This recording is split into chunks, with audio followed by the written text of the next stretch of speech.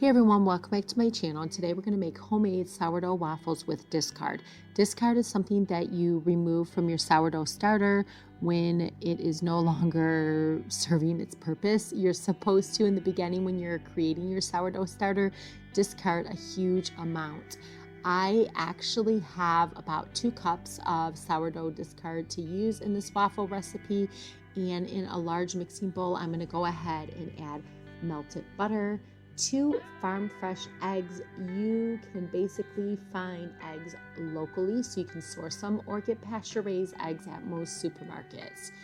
In there you're going to add some good quality salt and vanilla extract and give it a good mix. Over on my blog, I have so many discard recipes. So in the beginning, when you're creating your sourdough starter, you can make cookies, muffins, and this waffle recipe. So do not limit yourself. Do not waste anything. There's so many things and so many purposes for the discard. So into that wet mixture, I'm adding some raw honey to it and giving it a good mix. This is my sweetener. And here we are, we're discarding the discard right into the bowl to make these waffles.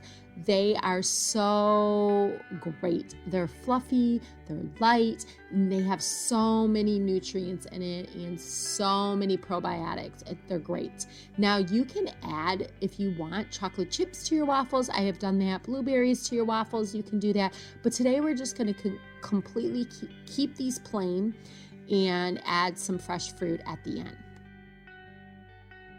Now give everything a good mix, and I forgot to mention the eggs. You do want, so hopefully you're watching this recipe to the end, you do only want to add the egg yolks to the mixture, and at the end you're going to add your egg whites to the mixture because that's what's going to create that fluffy texture.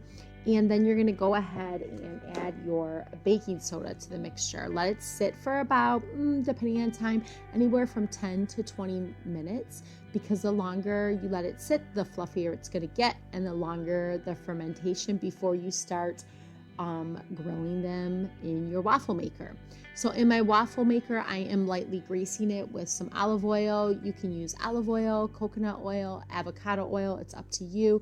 Just try to avoid seed oils because we're trying to keep things healthy here for breakfast. So you're going to rinse and repeat. You're going to start with a waffle, spray it down with the cooking spray, and rinse and repeat. You can serve this, like I said, with fresh fruit, fresh berries. You can serve it with meat such as bacon and sausage. This particular morning we did not do that because I was preparing the breakfast for my children and I don't eat meat, so they were fine with that. So we plated it with fresh fruit, had a glass of orange juice, water, coffee, tea, you name it. Oh, it's so good on a weekend, especially when it's a little chilly. But hey, I love having this when it's super hot too as well. Let me know if you make this recipe. If you do, let me know in the comments. Give me a thumbs up if you love these sourdough recipes.